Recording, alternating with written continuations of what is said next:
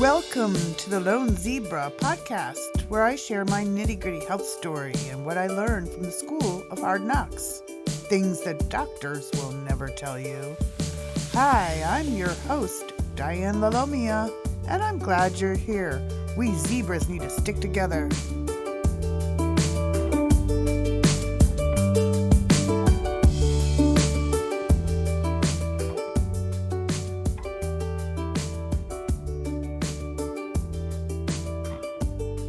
Today on The Lone Zebra, episode 023. Thanks for joining me for today's episode. We're going to be talking about fear.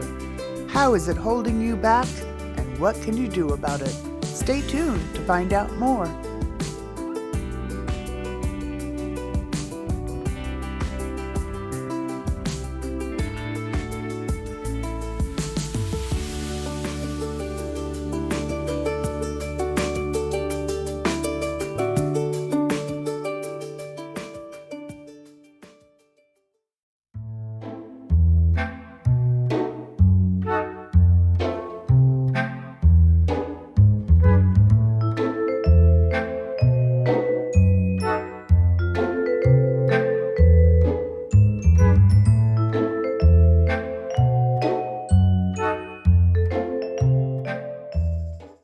Today's story is about fear and facing your fears and learning how to get past them. Move into a new direction without the worry and the fear and anxiety that goes with it.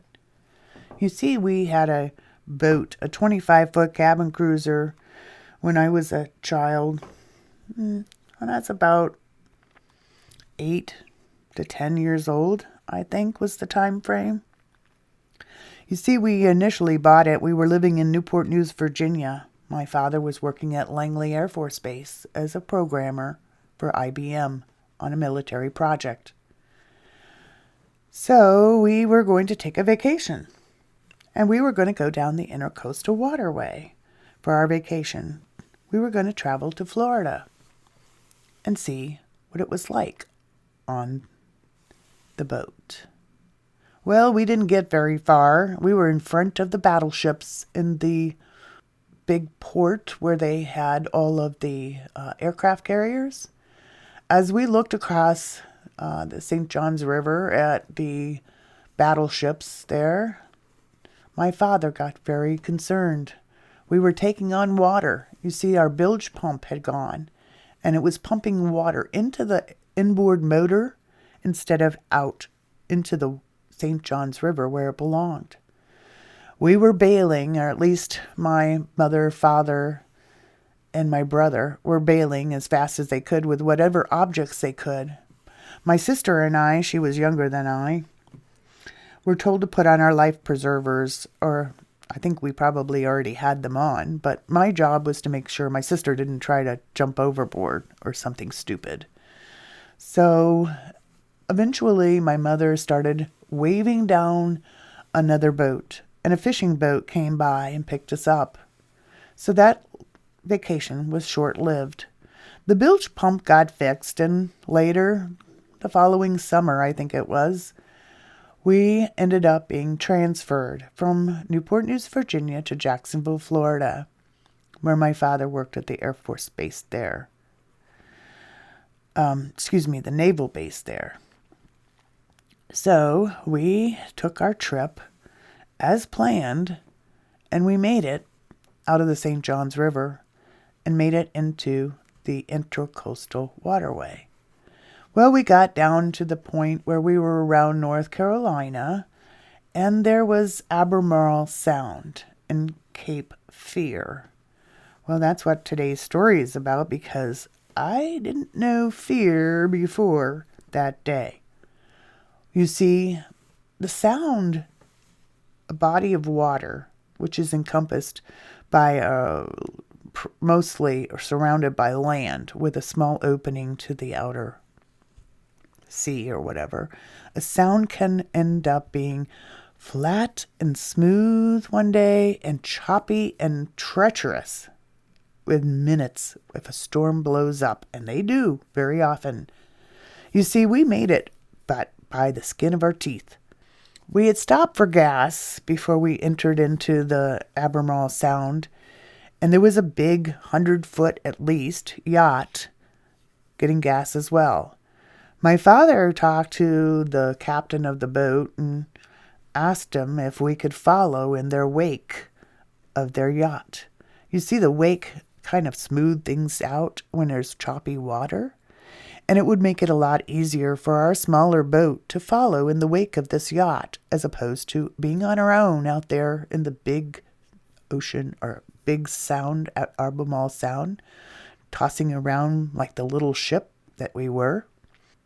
Anyways, that yacht had powerful engines, and although they were trying to let us stay in their wake, the next thing we knew, they were headed out and getting ahead of us where we couldn't keep up and stay in their wake. So we were out in the middle of this sound, fighting with waves that my father said were 6 foot high. He was doing everything he could to keep us from capsizing. In the meantime, my mother and my brother were on the stern of the boat with their arms wrapped around the railings, holding on for dear life as we bounced up and down with the waves. My sister and I were ordered into the cabin, and we were down in the bow of the boat, in the bed where we slept. Well, that was quite an ordeal, because every time we'd go on a wave, the bow of the boat would go up in the water very high and slam down into the water. Every time it slammed, we got bounced, and I mean hard, in that bow. My sister was still in training pants, trying to learn to be potty trained. She was maybe all of not quite 2 or so, maybe thereabouts. All of a sudden, she's crying, "I have to go potty." I said, "Wet your pants." There was no way in God's creation that we would make it to the head, which is what the bathroom's called on a boat. There was no way a 2-year-old was going to manage to walk the couple of feet from the bow where we were in the bed to the head in the cabin. I didn't want to try that. I couldn't have helped her. It would have been very risky to move from where we were. Our best bet was just to stay where we were and hold on tight. The bouncing commenced for quite some time, and I just laid in that bed and I prayed. I said, "God, please get us across. Spare us. We still have so much to be thankful for, but please don't make this day our last." We made it to the other side. We finally did. My father had kind of wondered whether or not to turn around and go back, but we were in the middle of the sound, and what difference would that make? We might as well just keep going. We got to the other side, and this couple we ran into at the marina were talking later that evening about how it was smooth as glass when they crossed the day before we did. The lady said I could look down in the water and see my reflection. My father said I could look up and see mine. My father had a sense of humor, and it was that I inherited that got me through some of the tough times I faced. But I could have gotten off that boat and never wanted to get on a boat again. We were definitely fighting for our lives that day. We could have easily drowned out there in that sound. I don't know how we made it across other than God's provisions. I later was curious and learned about the lock system as we traveled down the Intercoastal Waterway. The whole concept of raising the water through the lock system was intriguing as a child. I was finding it fascinating. And some of this curiosity about the boat made me rethink my whole concept and perspective of being on a boat and being part of a journey like this. You see, later in time, when I wanted to find some way to relax and find peace, I would revisit that boat, and I would remember falling asleep in the bow. But this time it was rocking gently, not bouncing and causing me fear to think I was going to drown. I found the peace the same place I had found the fear. That is what I think that we have to understand when we're dealing with fear in our life and not understanding the complexities and anxious about things. We have to be able to look at that objectively, that fear, face it in the eyes and say, we have to find our peace with it. And when we can change our mindset about the situation that we found ourselves in when we were fearful and change the perspective and understand it objectively, removing the emotions and understanding there are positive sides, and understanding how when we look at something with a different lens or perspective, we can have a whole new take on what used to be something we were afraid of could actually either not bother us or be a source of strength. So, stop and think. What are you afraid of and why? And how could you change your perspective and learn to find solace and peace?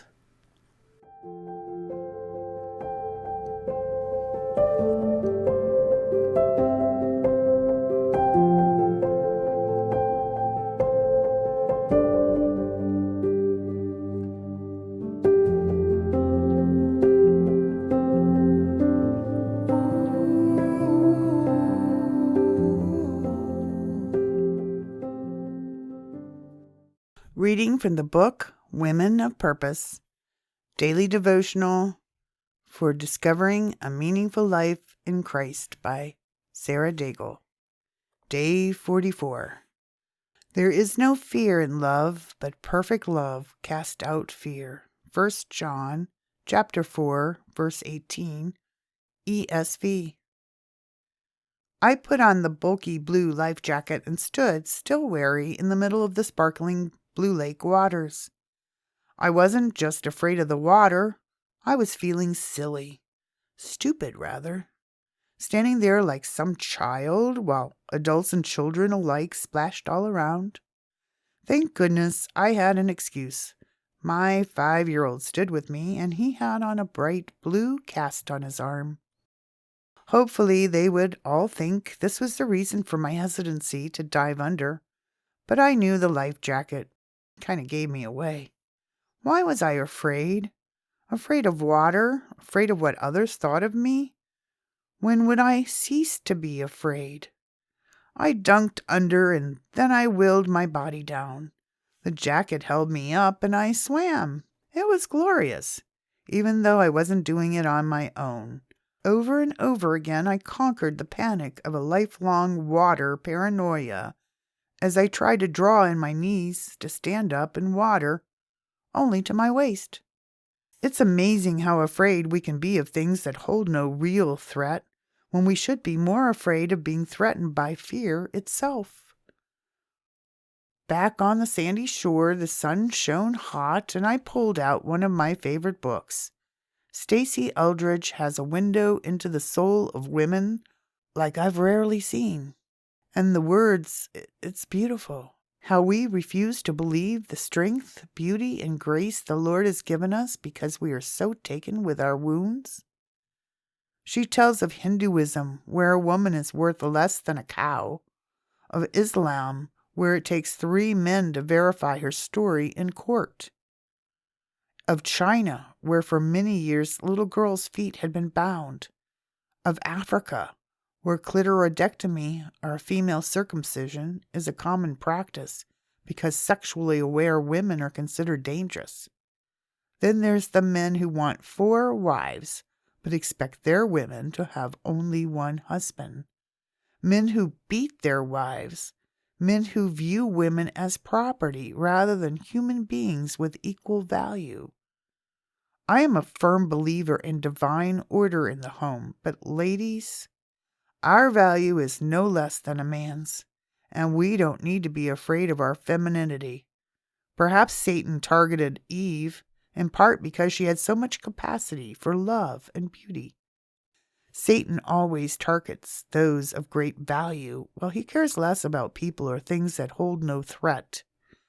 Do you really know, that we are the crown of creation?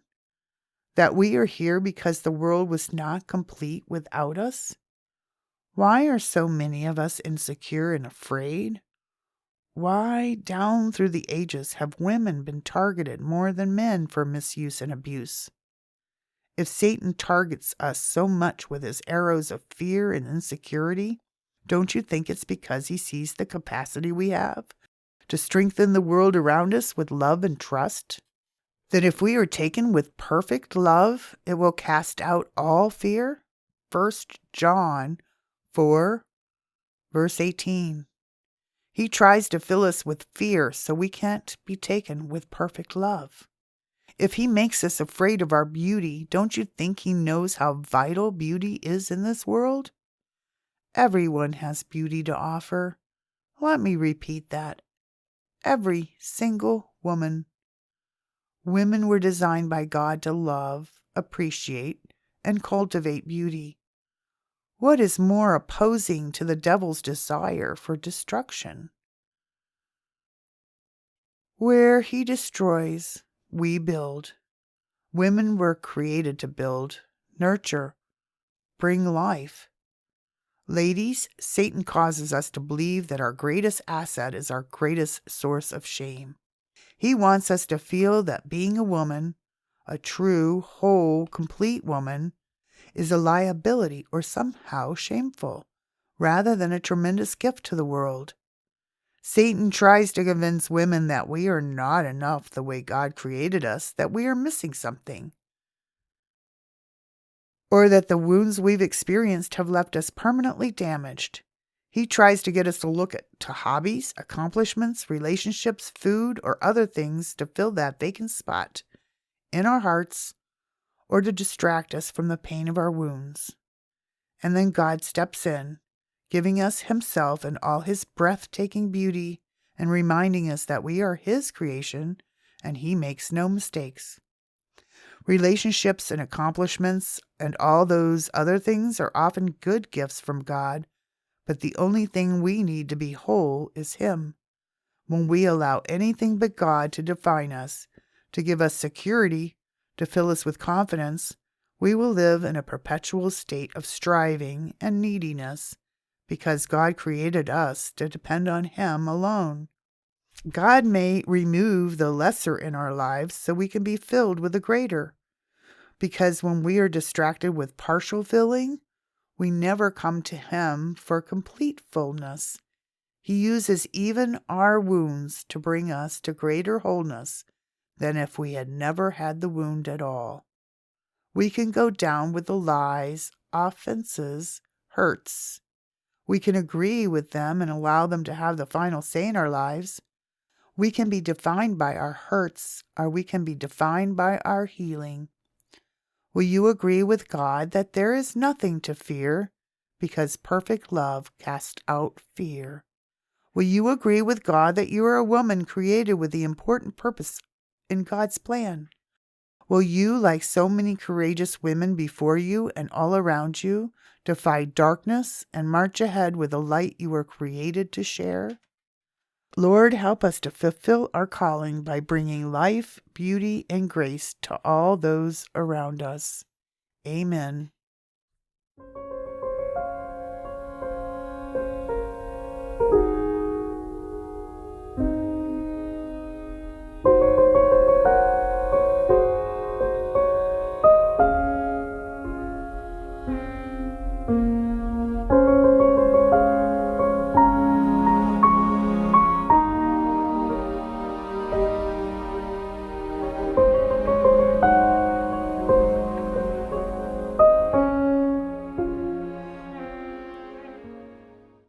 what Sarah had said in the devotional earlier, we can be defined by our hurts or we can be defined by our healing.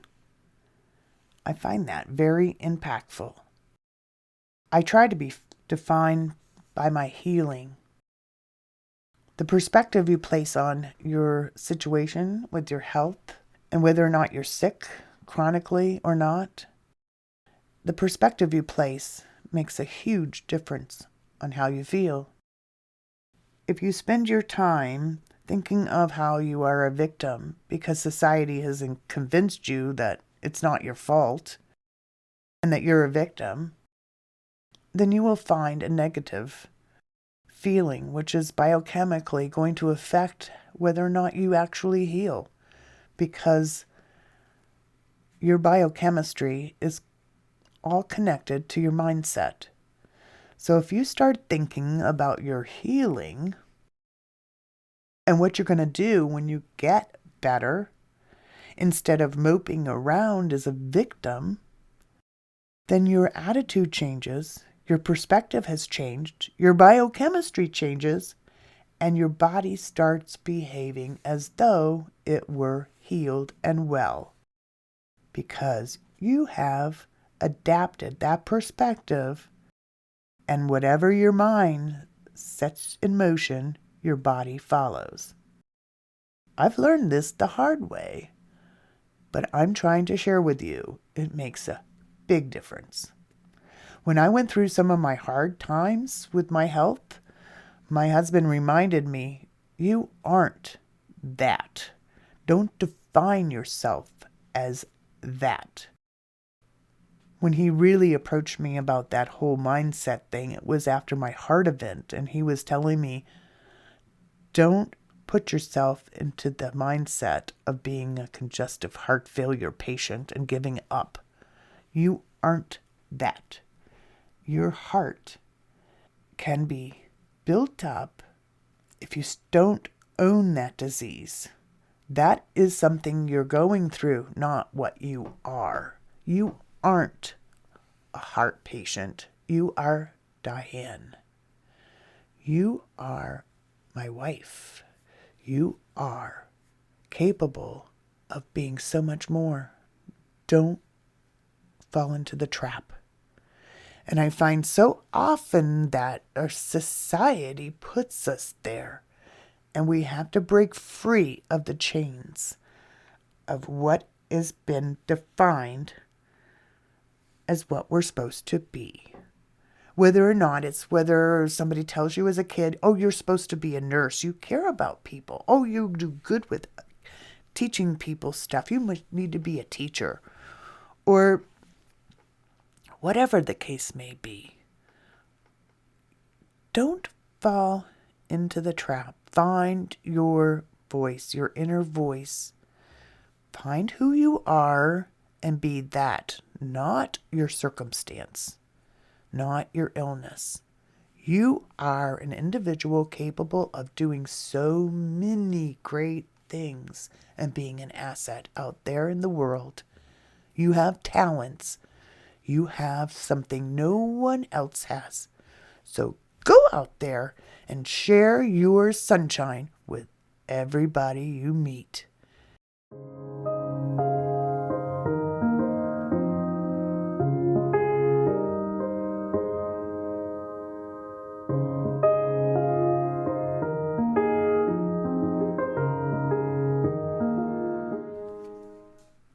You know, one thing about getting older, you stop caring about what people think. Life is too short to be anything but comfortable in your own skin. I think that as people get a little older in their retirement or senior years, if you will, they get what people call eccentric. But I don't think it's that. I think they're really just starting to finally march by their own drum. They're finally finding their beat, their music, their rhythm of what they truly are, and finally decided it's time to let your hair down, be yourself, and not give a darn about what people think, because life's too short, and many of those people are living their bucket list. You know, those things that you're always planning on doing and never really get to? Those things you want to do before you die or kick the bucket, so to speak? Well, my bucket list, I hopefully, has been rather short because I've tried to live with no regrets. Of course, that's impossible. You're always going to have some kind of regret. But if you don't wait until the perfect time to do this, that, or the other, to finally show yourself or show the world what you're all about, you're going to miss your opportunity. Or perhaps you can enjoy the last years of your life. But why wait? Why take that chance? None of us are promised tomorrow. I, for one, know that better than anybody. My first close call with life and death situation started when I was only 2 weeks old. 3 times I've come close to meeting the Maker. You'd think my bucket list would be like absolutely zero because I didn't wait till someday when things were perfect, someday when I got that job or something else. Well, make sure you do what you want to do and make that bucket list really short because life is to be enjoyed, not to suffer through. Thrive. Be alive. Share yourself with the rest of the world. We'd love to meet the true you. Today's featured music is To Fall Again by Anna Landstrom. Enjoy.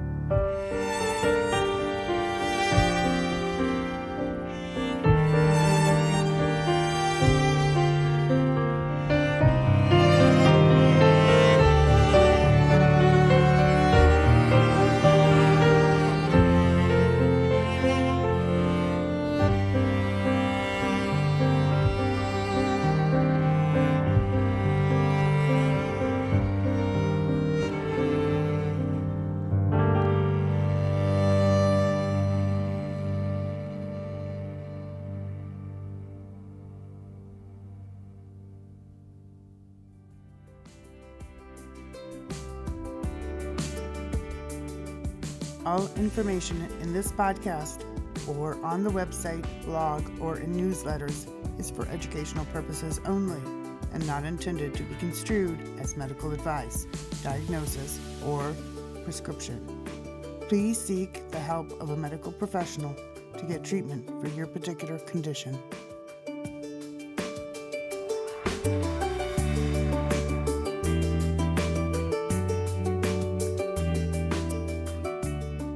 Thanks for listening to the Lone Zebra podcast. Don't forget to check out the show notes at dianelalomia.substack.com. That's Diane, D-I-A-N-E, Lalomia, Lalomia.substack.com. Music on the podcast is provided by Epidemic Sound. See the show notes for featured music and artists. Don't forget to share this podcast with your family and friends, especially fellow zebras. And don't forget to rate The Lone Zebra on your favorite podcast app so others can find me. Until next time, blessings. Have a great day.